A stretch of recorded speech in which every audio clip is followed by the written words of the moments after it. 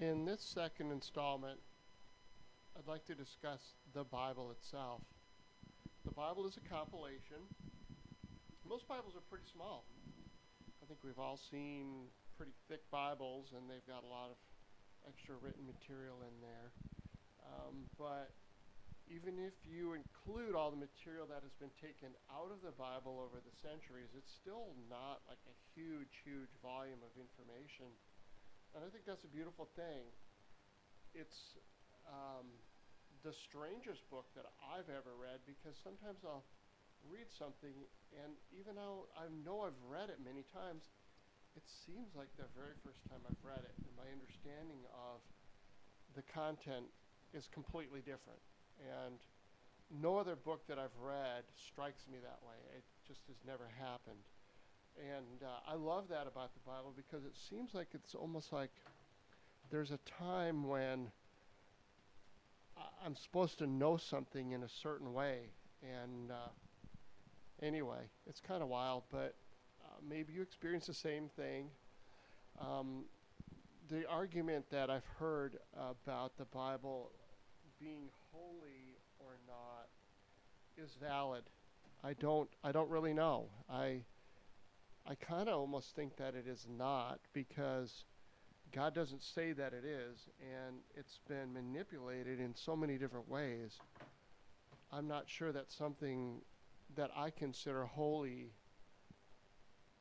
would endure such a manipulation. So if someone considers the Bible holy, they revere that book and they treasure it and they hold it close, like it's like part of God is right there, the Holy Spirit or the angels have given them that Bible. I absolutely agree with that. I mean, it's not my personal feeling, but I do see that, and I love that, because that connection that person has with God through the Bible is just so beautiful. So I never disagree with that personally. The part of the Bible that I think is difficult for a lot of people is that they want to read it in chronological order, and we've always known since kids that, like, don't do that, you know. So but it's confusing sometimes because of the overall inconsistencies and contradictions that are in the Bible, and that throws people, and that's understandable. I can tell you, I never wanted to own or read the Bible, and now I do all the time. So I get that, but make sure that when you're reading the Bible, that you know for sure that you really want to read it. Like, you want to go to a part of the Bible and read it, or you just want to open it and let that be the message for you today, and just pray before you read that Bible.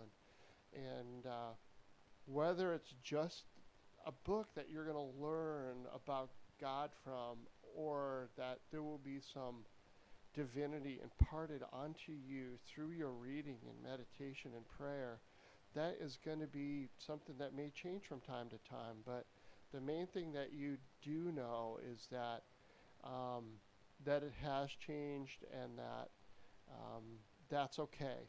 And don't be confused or somehow feel like that's a reason to disregard the Bible. The one thing for sure, whether you believe it's holy or not, is that it is an incredible message, and it's probably some of the hardest religious material ever written. It isn't just simple sayings and platitudes that anyone can understand. Sometimes it really takes a strong sense of prayer and devotion to get the best of that message for that particular moment. And when you do, and you're stronger and you're wiser and you're more loving, you can share that with others.